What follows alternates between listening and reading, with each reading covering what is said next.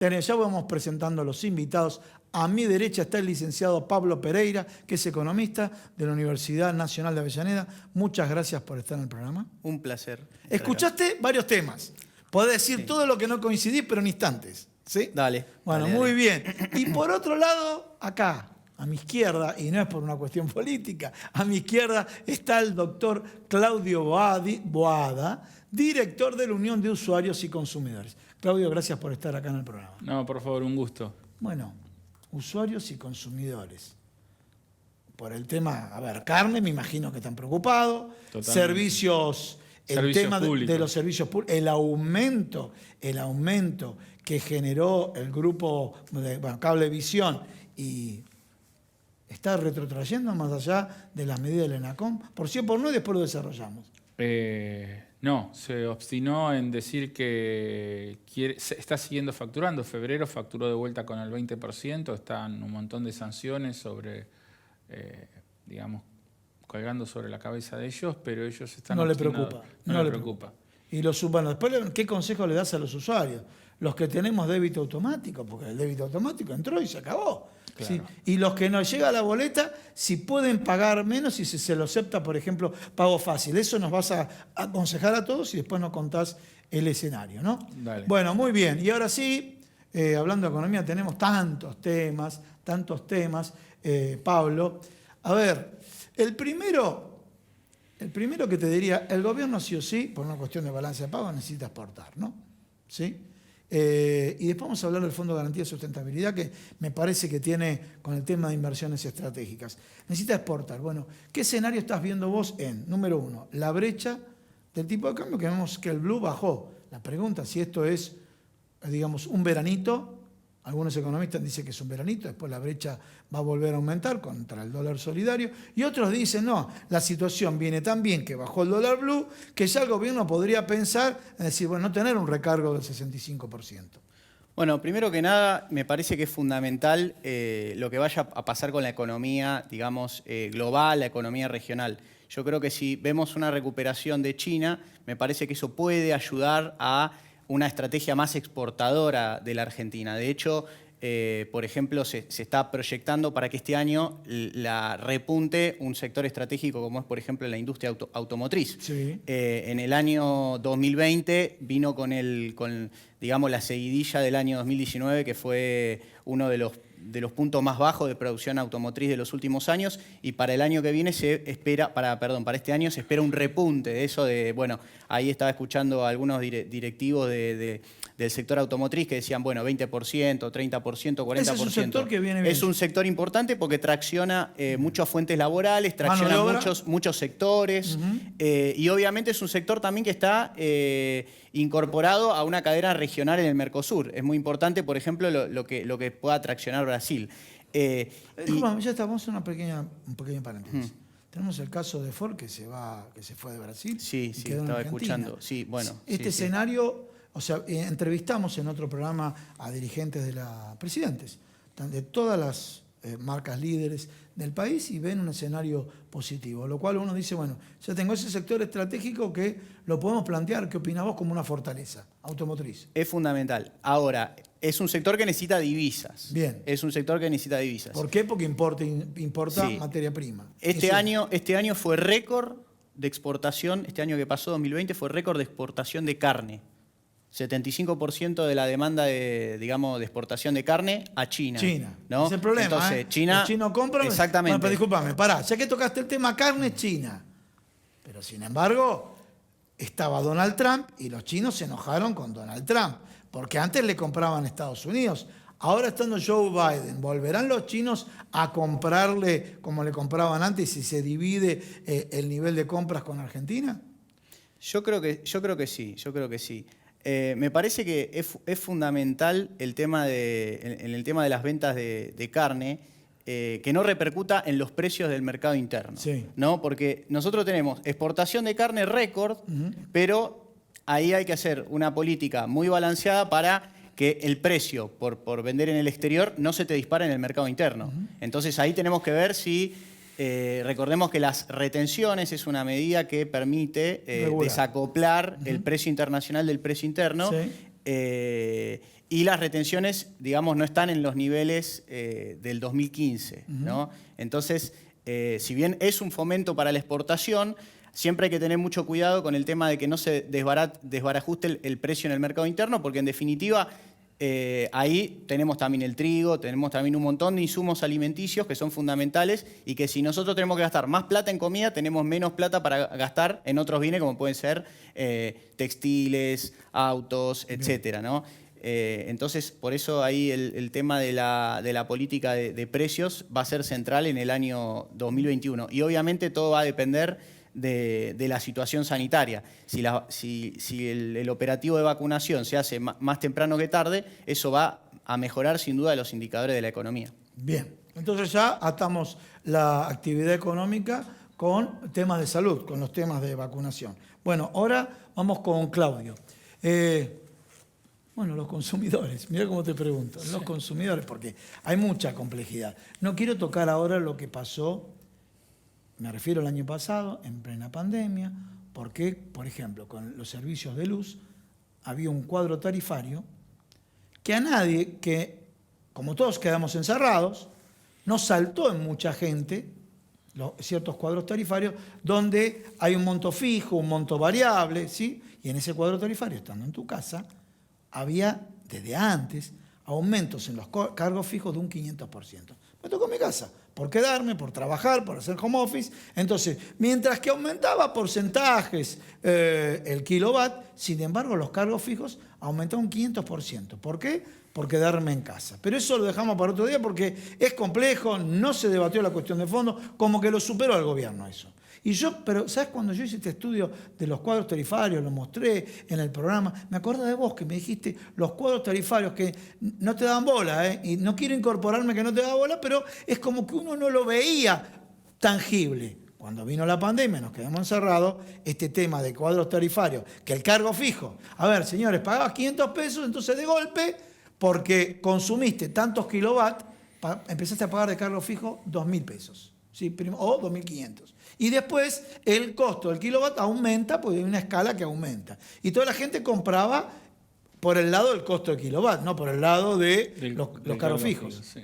Bueno, dos cositas. Uno, primero quiero retomar un poquito lo que estaba comentando él. Necesitamos urgentemente alguna legislación, reglamentación, políticas que separen los precios del consumo interno con respecto a los precios internacionales, porque si no, en todos nuestros productos, en la leche, en el trigo, en el maíz, en la carne, en el pollo, en todo eso, que los consumidores tenemos que estar rogando que le vaya mal al país para poder consumir, realmente eso es muy poca lógica. Necesitamos tener esos precios, esa separación entre precios internos y estos saldos exportables, poder exportarlos a muy buenos precios. Lo profundizamos después del corte. Dale. Acá estamos viendo acá las imágenes, ¿sí? De las tarifas y demás. Esto que asusta, ¿no? Esto que asusta, el tema de las tarifas. Y bueno, sobre las tarifas, creo que se viene una seguidilla de audiencias públicas que vamos a tener. Ya, ¿fecha cuándo? En marzo. Bien. En la ciudad de Buenos Aires, este mes de febrero, tenemos 6 audiencias públicas, 3 de las cuales inciden sobre usuarios y consumidores. Una es la tarifa taxi, otra es la tarifa de subte y otra es el costo del estacionamiento medido. Bueno, hagamos lo siguiente, ya dejaste los títulos. Dale, esperamos. Ahora lo profundizamos.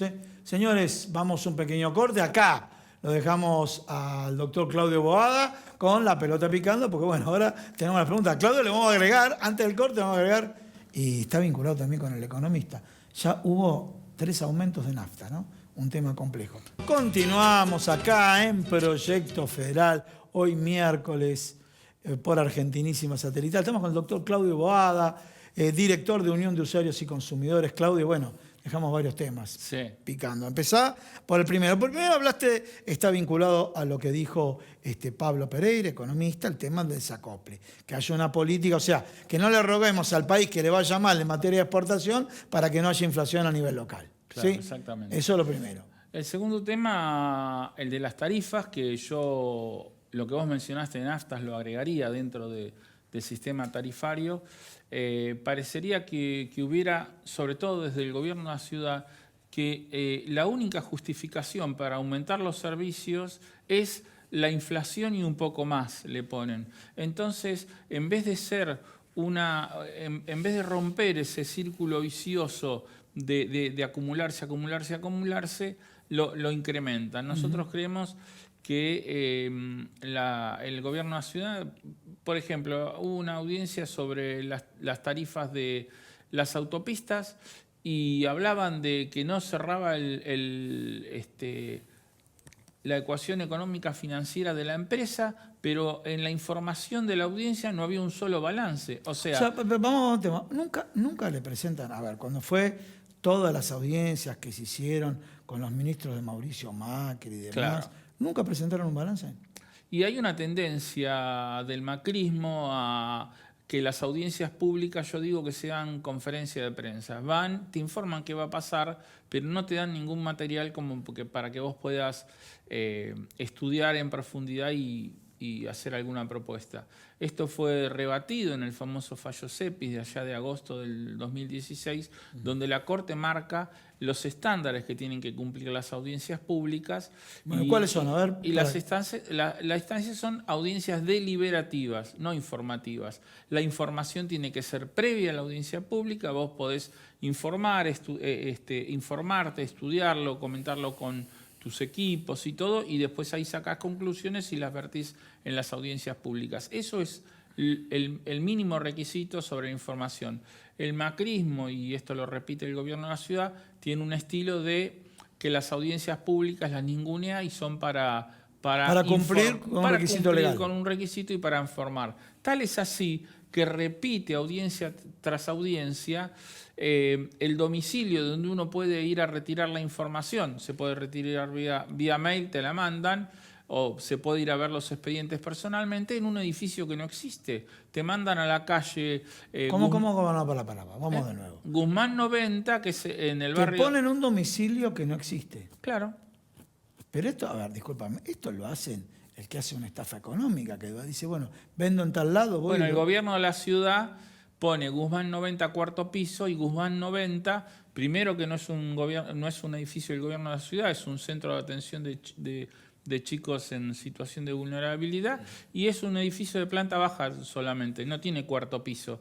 Esto ya dio lugar, antes de la pandemia, a una nulidad de la audiencia decretada por el juez Gallardo en su momento. Por el tema de domicilio falso, no sé la palabra, claro, no sé en términos jurídicos. Porque no te podías informar debidamente de lo que... el tema de la veracidad del domicilio. Sí, y por otro lado, era un lugar para anotarse. Yo personalmente fui a anotarme y no encontré nada. Encontré un cartelito que dice anótese por internet. Porque la gente... Bien, Guzmán, domicilio. Sigamos para eso domicilio. Cualquiera que va en el Parque Los Andes de Orragos y Corrientes mira así, ve que es un edificio de planta baja y ellos dicen que tiene cuarto piso. Entonces, primera lectura, para no ir con ningún tipo de connotación jurídica y demás, pero obviamente, si nosotros hacemos una operación comercial y le compro a alguien, me pone un domicilio que no es, y obviamente voy a pensar que se trata de una maniobra dolosa. Pero vamos a suponer que no. Bueno, entonces por internet, sigamos. ¿Cuáles son? Te anotás por internet y estoy hablando de las audiencias organizadas por el macrismo, tanto cuando era gobierno a nivel nacional como ahora en gobierno de la ciudad. No encontrás información, no hay información, hay una escasa información total. Una de las últimas audiencias de tarifa del subte, la información económica era una página. Bien. Tengo una página. Una página donde te decía cantidad de usuarios, gastos. Te hago una pregunta. Sí. El gobierno anterior, con su, y por más que no te guste, excelente estrategia de comunicación, convenció a un sector de la clase media que teníamos que pagar un 5.000% más de servicios públicos porque, por culpa de otros gobiernos, hubo desinversión. Entonces, pagamos 5.000% más. Algunos, yo escuchaba amigos de MAC, sí hay que hacerlo porque no queda otra, pero pasó un año. No habrá sido el COVID, no habrá sido Alberto Fernández, donde ya vuelve a haber cortes de luz, Edesur, Edenor. Digo, bueno, con el 5.000%, ¿hiciste inversiones o no hiciste inversiones? Pregunta, presentan y dicen balance. Y en el balance, 2 rubros fácil de verlo. ¿Sí? Obviamente uno tiene formación económica, pero vos lo entendés. ¿Qué tenés que ver? Retiro de utilidades e inversiones, 2 cuentitas. El resto, lo que se gastó, los sueldos, no complejicemos. ¿Le informan ustedes cuánto fue de retiro de utilidades y cuánto fue de inversiones? No hay una información. Nosotros, por ejemplo, en el tema de la luz, tenemos una comisión de usuarios, un grupo de 25 asociaciones con reconocimiento por parte del ENRE, con un trabajo relacionado con el ENRE perfectamente, y siempre con las empresas tenemos inconvenientes para obtener documentación, para obtener informes. Claramente, suponete, un informe técnico, disculpame, un informe técnico dice que hicimos una planta de media tensión en tal la demás. A ver, un numerito fácil, a ver.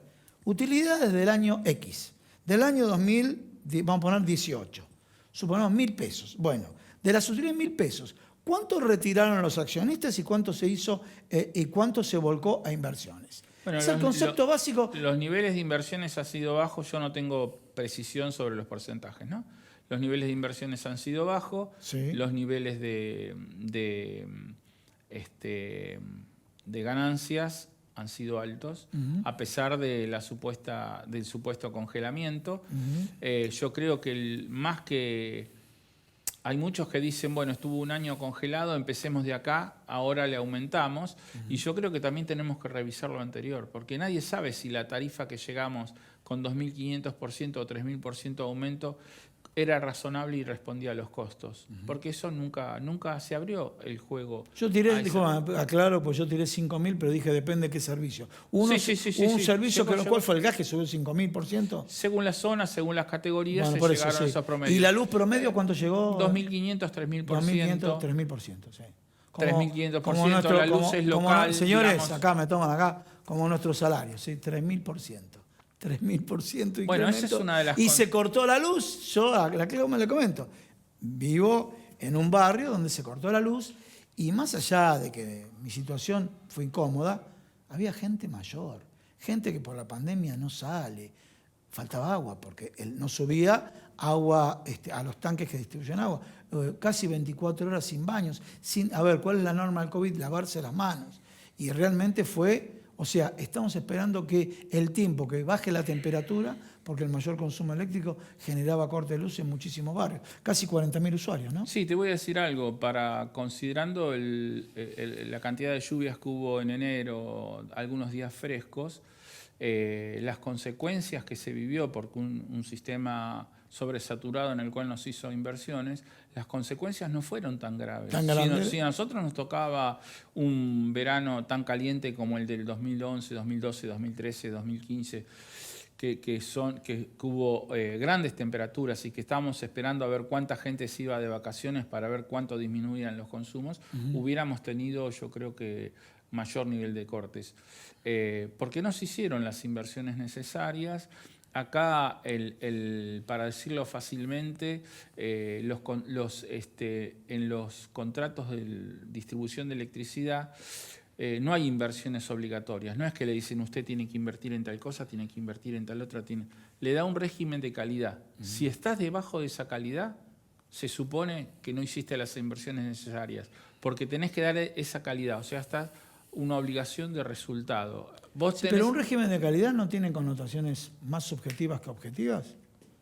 No, hay conceptos técnicos que son objetivos. Sí, que no los manejo exactamente, los manejan más bien ingenieros, pero fluctuaciones... fluctuaciones cuando sube y baja la tensión. Cantidad de cortes, tiempo de duración. O sea, hay un montón de elementos subjetivos. Hay varios más que hay como 8 o 10 elementos. Bueno, seguimos, pero así le doy participación a Daniel Pereira. Bueno, Daniel, dale. A ver, un comentario vinculado a las tarifas y después quiero tocar el tema de las inversiones del Fondo de Garantía de Sustentabilidad en sectores estratégicos. ¿Un comentario vinculado con las tarifas? No, mirá, es muy sencillo. Uno cuando hace una inversión, generalmente decide inversiones a 2 años, 3 años, 5 años, 10 años, 20 años, ¿no? Ahora, si en 4 años le diste 5.000% y al año de terminar ese proceso político, económico, si querés, ya hay cortes, quiere decir que evidentemente no hubo las inversiones necesarias como para que haya cortes. Es una cuestión muy lógica, ¿no?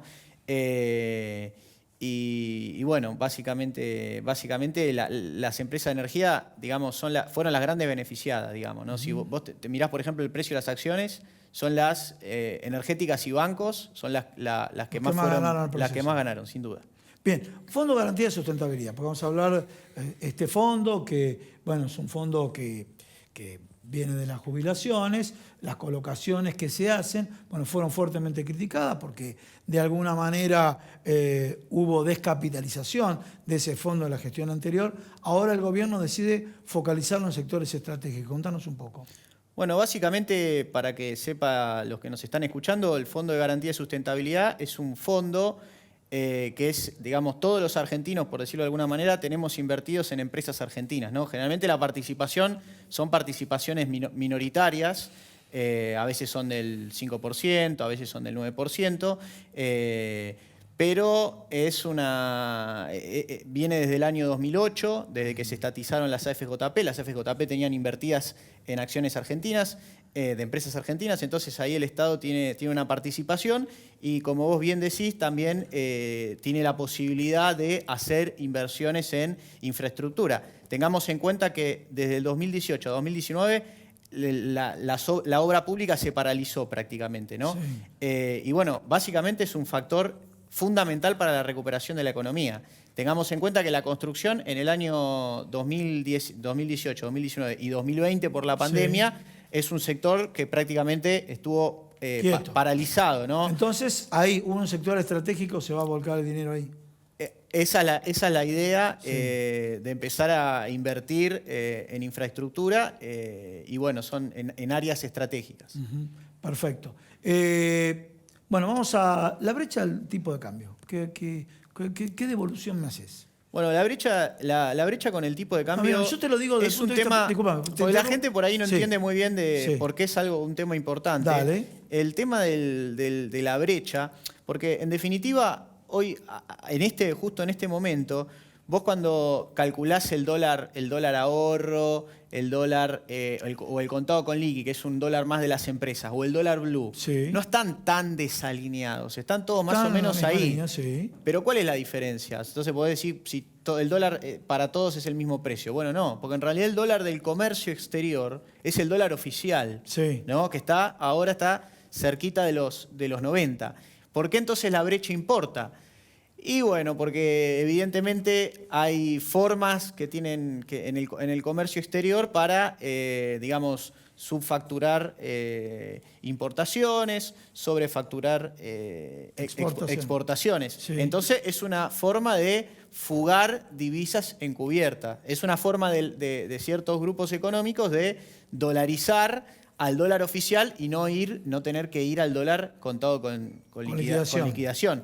Entonces, esos son los problemas que genera la brecha, más allá de los problemas también de expectativas de evaluación, que eso puede jugar un papel. La lograron frenar, ¿no? Porque llegaron en un momento a 195. Sí, ahí hay operaciones del Banco Central que hace con bonos, vendiendo justamente en estos mercados que estamos hablando, en el contado con liquidación, en el dólar bolsa, y hace que la brecha se mantenga, digamos, a un nivel que no sea algo, digamos, exagerado, ¿no?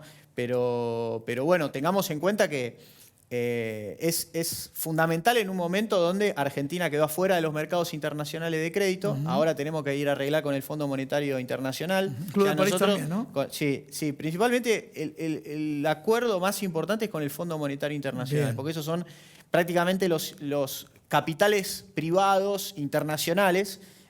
Lo que miran es si los países tienen un acuerdo con el Fondo Monetario, porque en definitiva el Fondo Monetario es el que te hace digamos, de prestamista de última instancia. Entonces bien, tenés que tener un acuerdo con el Fondo Monetario. Porque Argentina, si bien renegoció la deuda y tuvo una renegociación digamos, exitosa con los privados, todavía sigue afuera de los mercados internacionales, bien, porque el riesgo país está... A ver, para cerrar, si cierra un acuerdo razonable con el Fondo Monetario Internacional, ¿puede ser que se le hablan los mercados? Yo creo que sí, están trabajando para aprobar, para negociar un acuerdo de facilidades extendidas, que es un acuerdo, el que se había negociado en el gobierno de Macri, era un stand-by, que es un acuerdo de corto plazo, que se le dan a los países prácticamente que estaban En la digamos, en la lona, y sí. supuestamente estábamos bien. Y este va a ser un acuerdo de más largo plazo, que son de 6 años, 7 años, 8 años, para que se vaya pagando a lo largo del tiempo. Recién ahí se estaban hablando que se podía llegar a empezar a pagar recién en 2025, o sea, sería el segundo año del próximo gobierno, y eso le daría un marco institucional y una previsibilidad financiera para recuperar un poco Disculpame, una lectura sí. política. Hiciste un comentario que parecía, vos que lo tenés internalizado, pero dijiste, segundo año del próximo gobierno. Es una lectura política. A este gobierno en el primer año le tocó todos los compromisos de deuda que habían descargado. O sea, pateamos la pelota para el próximo, ¿no? Segundo año, el próximo gobierno, de definitiva, asumís y cuando asumís planificás para el año siguiente. Y le quedaba también un puchito, Sí. puchito que en realidad no es un puchito. Sí. Eran más o menos 10.000 millones de dólares, todavía que le tocaba recibir del stand-by, y le dijo, no me los des, porque Sí. primero necesito arreglar la situación digamos, de la deuda. Sí, señor. Y bueno, vos lo dijiste, puede ser un cierto algo de confianza, ¿no? de que todavía puede haber un segundo mandato.